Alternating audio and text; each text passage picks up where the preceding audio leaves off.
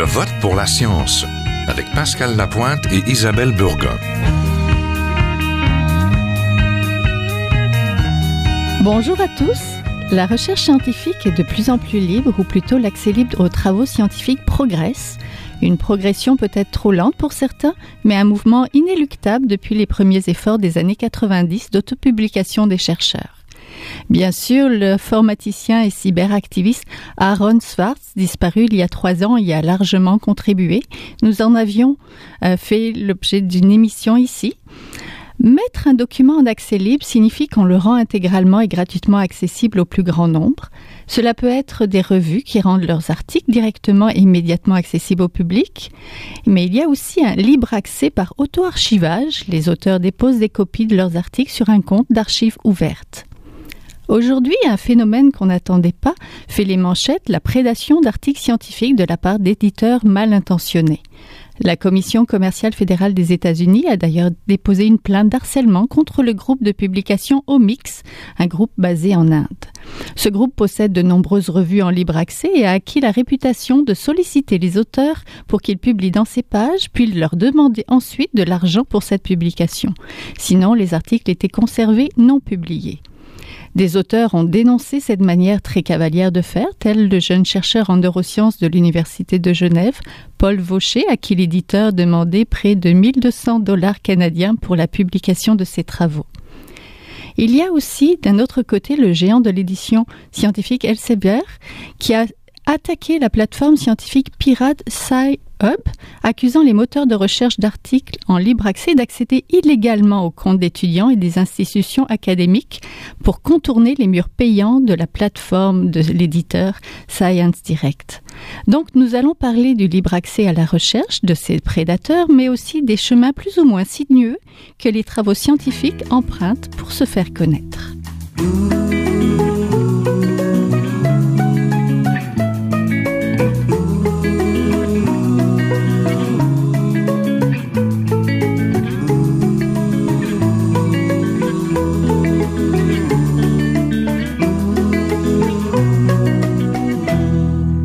J'ai le plaisir d'avoir en studio le professeur Yves Gingras, communicateur connu, chercheur prolifique, qu'on ne présente plus, souvent invité ici. Le professeur Gingras est titulaire de la chaire de recherche en histoire et en sociologie des sciences. Il est également le cofondateur de l'Observatoire des sciences et des technologies, attaché au Centre interuniversitaire de recherche sur la science et la technologie de l'UQAM. Nous avons aussi en ligne avec nous aujourd'hui le professeur Jean-Claude Guédon, professeur de littérature comparée à l'Université de Montréal, membre de l'Internet Society et membre de l'Association francophone des utilisateurs de logiciels libres AFUL. Depuis sa création, il a publié plusieurs livres sur le libre accès et a donné une récente conférence intitulée « Pour une mondialisation saine des sciences, les rôles du libre accès ». Tout le monde ne s'entend pas sur ce que c'est. Alors pour vous, peut-être pour commencer avec vous, le professeur Gingras, le libre accès, c'est quoi?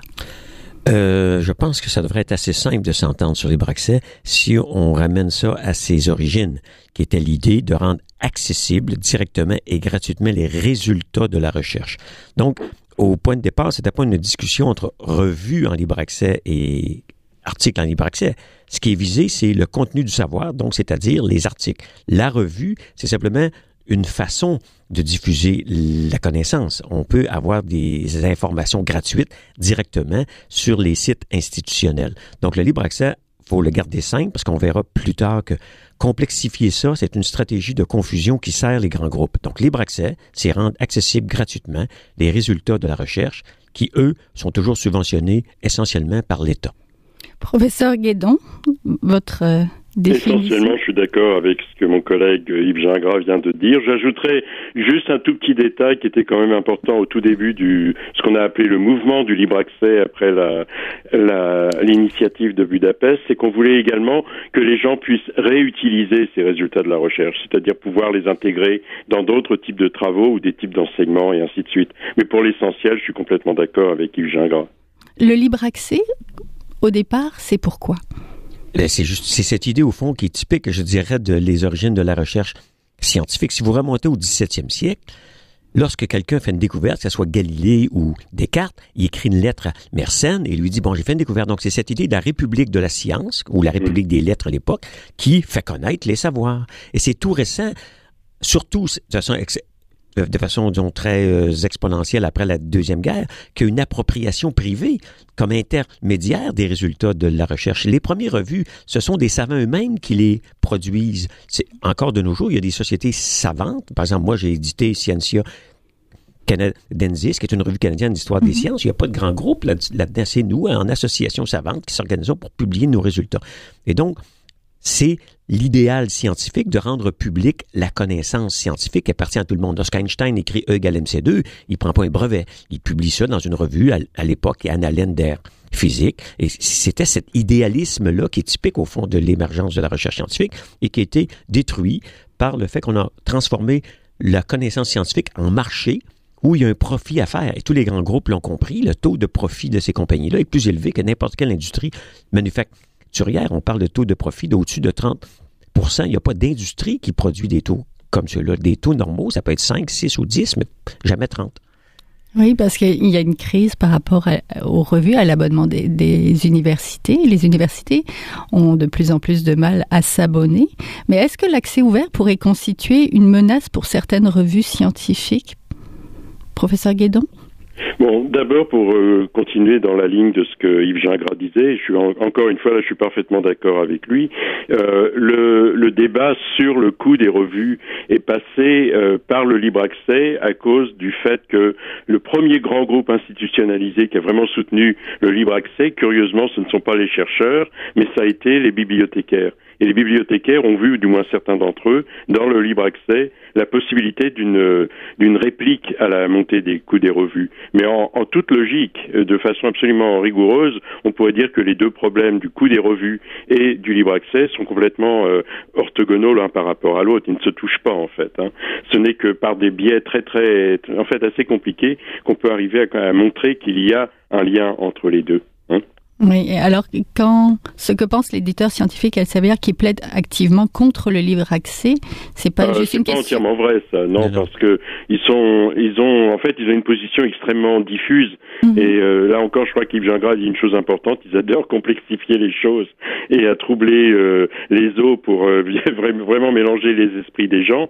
Mais en réalité, ce qu'ils sont en train d'essayer de faire, c'est beaucoup plus subtil. C'est pas s'opposer au libre accès comme ça massivement tête contre tête, c'est beaucoup plus l'idée d'essayer de s'approprier le libre accès de telle manière que ça puisse à terme devenir un des éléments de revenus dans leur stratégie d'affaires. Mais c'est pas essentiellement une opposition durable et incroyable. Ils ont des revues hybrides. Donc des revues dans lesquelles on peut publier en libre accès. Ils ont des revues en libre accès et en fait, je pense qu'ils sont en train d'évoluer vers le libre accès.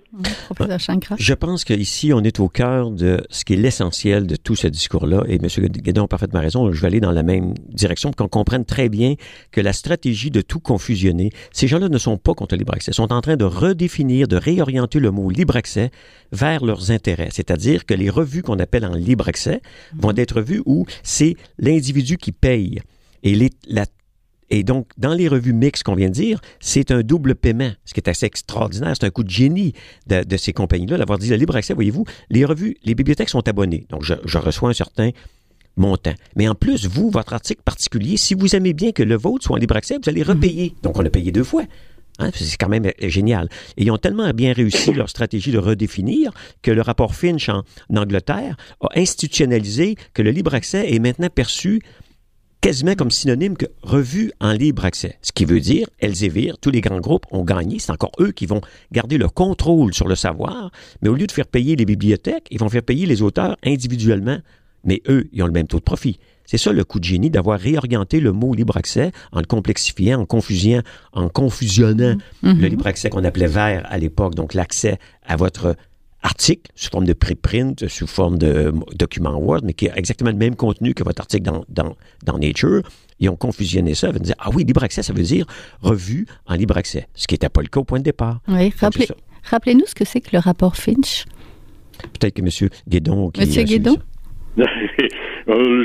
J'ai pas une définition simple et rapide à faire du rapport Finch, mais enfin, disons que dans tout le débat britannique liées à la question des évaluations des universités et à la production donc des articles dans le domaine britannique. Il y a eu plusieurs études de fait par différents groupes à l'intérieur de la Grande-Bretagne, dont l'un a été mené par cette dame Finch, qui en fait finalement privilégiait ce que les gens ont appelé ce que j'appelle moi personnellement la version Gold avec Article Processing Charges, avec le prix des articles payés en amont par quelqu'un, par l'auteur ou quelque chose d'autre.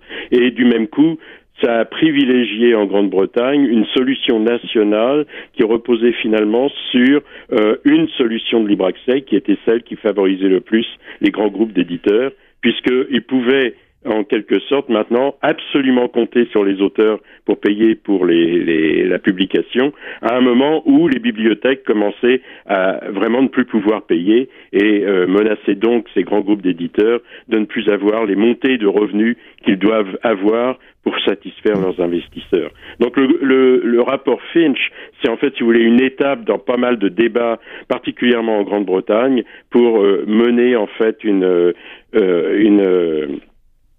politique nationale de publication qui serait apparemment en libre accès. Là, on retombe sur ce que Yves Gingras disait. On crée une modalité de libre accès qui favorise les éditeurs, mais on garde en façade l'idée que le libre accès est bien là, qu'on a fait un pas en avant, qu'on va dans la bonne direction, alors qu'en fait, on est en train d'assurer pour l'avenir les revenus des grands groupes d'éditeurs en mettant le coût de la publication à terme sur le dos soit des organismes qui financent la recherche, soit sur le dos directement des chercheurs. Oui, certains éditeurs de revues voient donc le libre accès comme de nouvelles opportunités économiques avec ces programmes d'accès hybrides. Mais peut-on parler de prédateurs dans ce cas-là? Les revues prédatrices, c'est très intéressant parce que ça vient dans le contexte prévisible que si vous avez transformé le marché de la connaissance en marché économique, bien, comme dans tout marché, là où il y a un profit, il y a des individus, des innovateurs dans le monde néolibéral qui nous domine, qui sont très innovants et qui vont donc essayer de tirer vers eux une partie de ce profit-là. Parce que l'avantage avant des revues avec les bibliothèques, c'est que les bibliothèques, si on les regarde du point de vue du savoir et des abonnements en revue, c'était ce qu'on appelle en anglais des gatekeepers. C'est eux qui décidaient que telle revue était assez bonne pour que la bibliothèque s'y abonne. Donc, c'était une forme d'intermédiaire de contrôle. Mais si maintenant, ce sont chacun des chercheurs individuellement qui sont contactés par les revues qui disent « Ah, M. Gingras » et comme M. Guédon et tous les chercheurs qui nous écoutent reçoivent minimalement à chaque jour, s'ils ont un certain nombre de leurs articles qui sont parus dans des revues qui sont connues, reçoivent des courriels disant « On vous invite à un article dans International Journal of Social Science, revue dont j'ai jamais entendu parler, mais qui est en libre accès. » Bien sûr, ce qu'ils ne vous disent pas, c'est que votre article va être et on vous dit qu'il va être publié rapidement. Ce qui est assez comique, ça veut dire qu'au fond, l'évaluation par les pairs, qui en sciences humaines surtout prend des mois, va être très rapide. Donc, si elle est très rapide, ça veut dire qu'elle n'est pas vraiment faite. Donc, c'est qu'il y a un marché pour avoir de l'argent direct en faisant semblant que de peer review, donc de l'évaluation de la qualité, et on publie 2-3 jours ou même parfois une semaine plus tard un article et on vous envoie ensuite une facture de 1 000 ou 1 500 $. Ce qui est assez extraordinaire, c'est qu'il y a des chercheurs assez naïfs pour ne pas connaître le champ international de la science, pour savoir que si une revue est en train de vous écrire pour que vous publiez dedans, c'est la preuve directe que vous ne devriez pas publier dedans.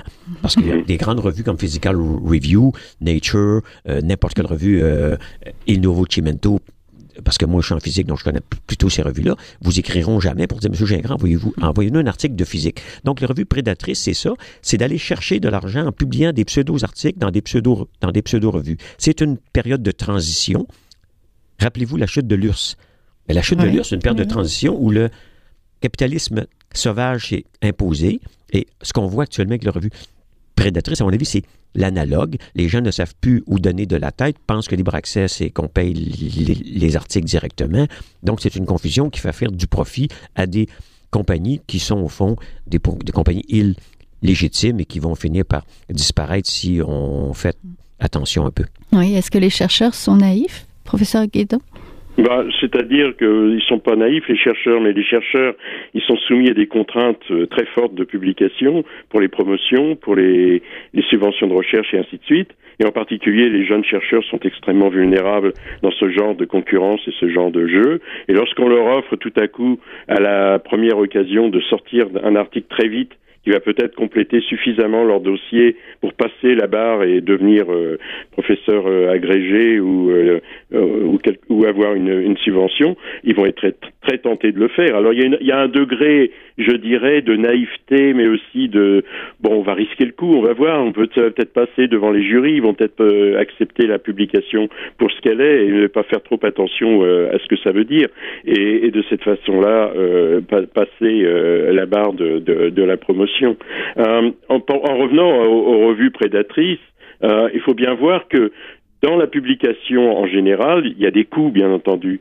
La beauté pour ces genres de compagnies du système où le chercheur, ou en tout cas on paye en amont de la publication, c'est qu'il n'y a plus de risque.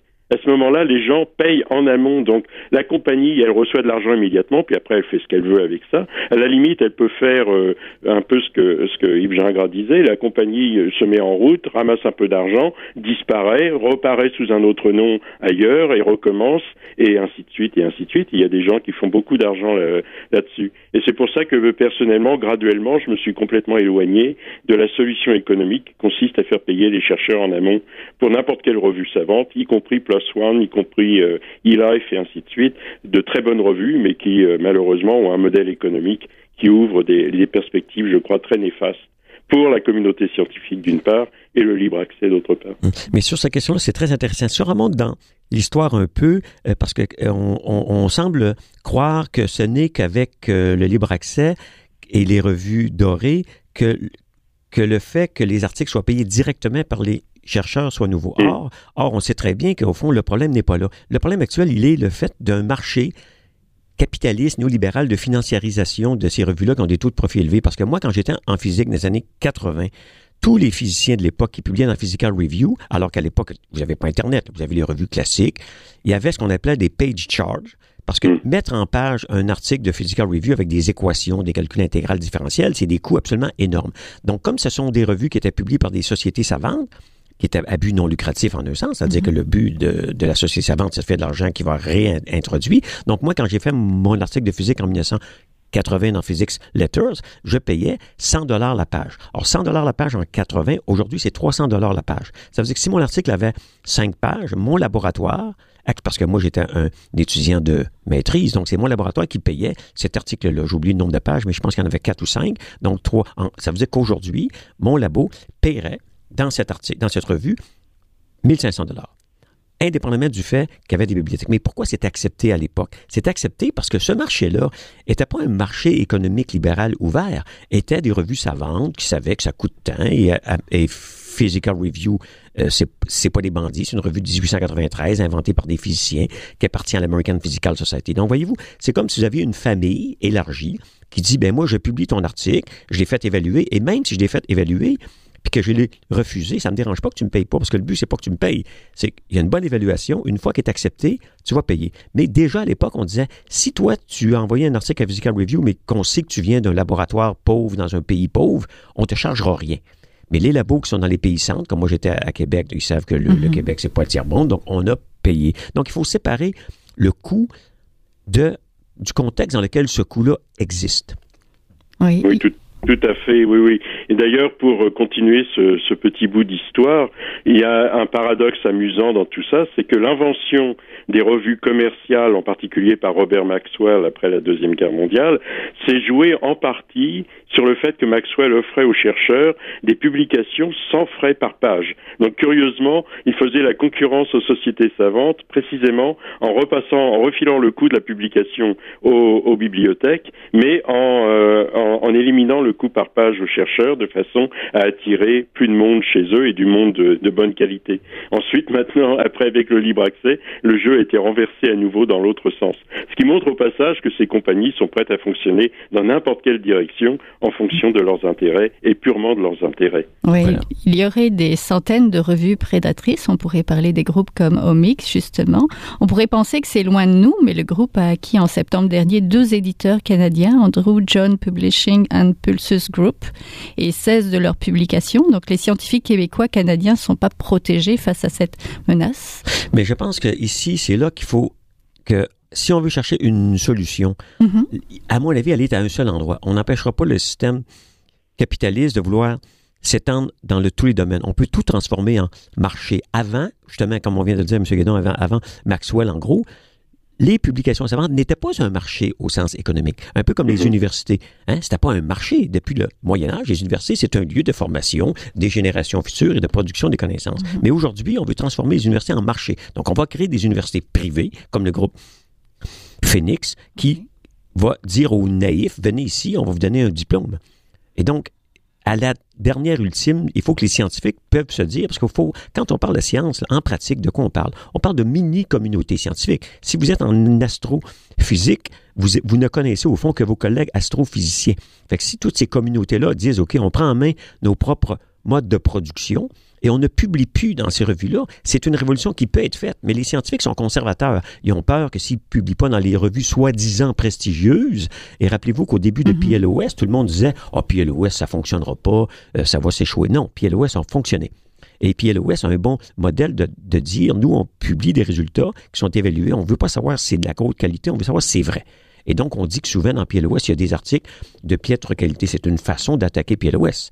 Est-ce qu'on pense que les articles sont meilleurs dans d'autres revues? Donc, on utilise beaucoup cette affaire-là. Fait qu'il faut que les scientifiques se disent, au fond, moi, j'ai laissé mes modes de production pris en main par la financiarisation. Et aujourd'hui, il y a des revues qui se font acheter par des autres groupes. Il faut être vigilant. Les mathématiciens l'ont fait lorsqu'ils ont démissionné en bloc d'un certain nombre de revues et ils ont recréé d'autres revues de mathématiques. Et s'il y a des grands chercheurs qui vont dans ces revues-là, ils vont attirer les autres. Mais il y a une période de transition où ça prend du courage pour tirer la prise et se déconnecter de revues dont le seul but, c'est de faire du profit.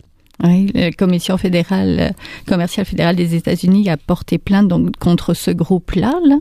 Est-ce que la mondialisation facilite pas ce Far West de l'édition scientifique? Et comment légiférer? Est-ce que ça prend une loi, finalement, pour dire ces éditeurs, il faut absolument qu'il y ait un certain contenu de qualité avec des pairs pour réviser, etc.? C'est quoi la solution, professeur Guédon, que vous voyez? C'est que la solution. J'aimerais bien avoir une solution simple à donner en 3 phrases, ça, je dois l'avouer. En gros, je pense que effectivement, il faut que les communautés scientifiques recouvrent le contrôle et la direction des publications. Il y a très longtemps maintenant que je défends la thèse que si on prend le cycle complet de la recherche, depuis le moment où on commence à concevoir une recherche, le financement, le travail et la publication, je pense qu'il faut intégrer cette dernière phase de publication dans le cycle complet de la chose. Or, comme le disait Yves Gingras au début de l'émission, la plupart des sources de financement dans la plupart des pays viennent du gouvernement, des gouvernements. Donc, il faudrait que les gouvernements, en fait, prennent en charge ce coût de publication en le déléguant, bien entendu, aux communautés scientifiques, en leur donnant toute liberté de gérer ça en fonction de leurs besoins et de leur logique à eux, mais en assurant une continuité et un soutien au développement des moyens de communication entre scientifiques. Ce sont des solutions qui ont commencé à émerger dans un certain nombre de pays et qui commencent à prendre une certaine forme. En Amérique latine, les plateformes Cielo et Redalic, par exemple, sont financées par les gouvernements locaux et que soutiennent chacune plus de 1000 revues. En France, la Open Edition avec revue.org a été largement soutenue par le gouvernement français. Au niveau des dépôts institutionnels en Europe, le projet Open Air est maintenant réticule, en fait, 28 pays avec tous les 400 ou 500 dépôts institutionnels qui n'attendent maintenant que le développement de moyens d'évaluation et de moyens de promotion de ce qui se trouve à l'intérieur de ces dépôts pour commencer à jouer des rôles un peu analogues à ce que les revues traditionnellement ont joué. Donc c'est pas simplement une question de la mondialisation ou pas la mondialisation, il y a en fait une mondialisation commerciale par les grands intérêts et les grands groupes qui, elles, conduit à toutes sortes de perversions dans les moyens de communication entre les différentes communautés scientifiques. Mais il y a aussi des formes de mondialisation tout à fait nécessaires et tout à fait intéressantes entre les scientifiques, car la science, après tout, n'est pas limitée à une seule région. Donc on peut imaginer, à travers ces exemples que je viens de donner, des possibilités de développement de plateformes, en quelque sorte, qui peuvent être d'ailleurs multiples, qui devraient être multiples, mais qui seraient sous le contrôle réellement des scientifiques et non pas sous le contrôle de financiers qui sont en train constamment de mélanger les logiques du capitalisme et la logique des communautés scientifiques. Oui, je suis entièrement d'accord avec ça. Et par exemple, si on prend le cas du Québec, une plateforme comme Érudit est très importante et ça nous rappelle qu'il faut distinguer ici les sciences de la nature, hein, la physique et comme on dit, je dis toujours, les électrons ne sont pas québécois, les électrons sont universels. Par contre, dans les sciences humaines et sociales, on a des disciplines beaucoup plus indexées au milieu local. Hein, il y a une revue suisse de sociologie parce que qui va étudier la Suisse d'abord, c'est d'abord les Suisses.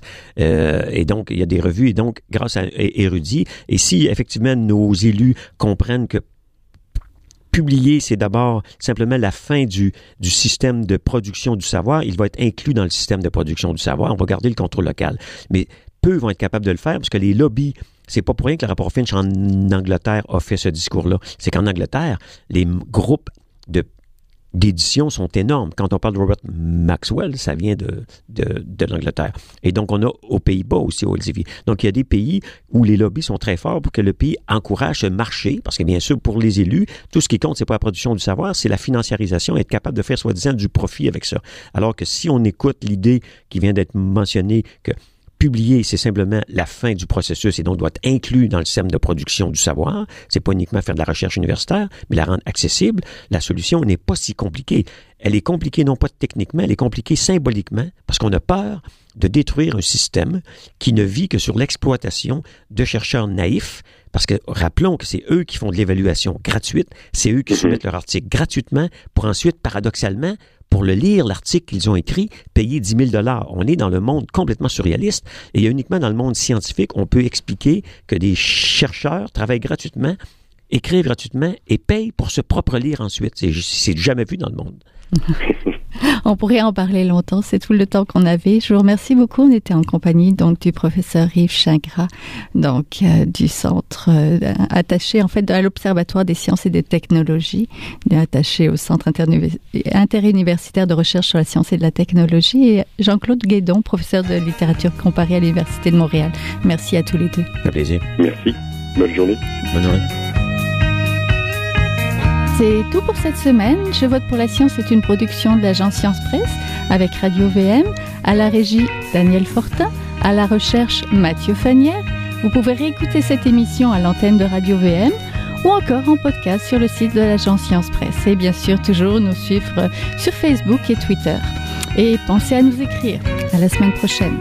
Jing Zhaohua est un chercheur typique de ceux pour qui les progrès de la bioinformatique ont préséance sur le sens biologique et pour qui la grosse science constitue la seule logique. On y parle de génome, de transcriptome et de spliceosome, de traductome, de protéome et de foldéome, de kinome, de protéasome, mais pas du glaucome de Guillaume, de signalosome vers les lysosomes, et puis E.T. phone home. Des milliers de candidats qui montent et qui descendent en fonction du stimulus duquel ils dépendent. Pendant que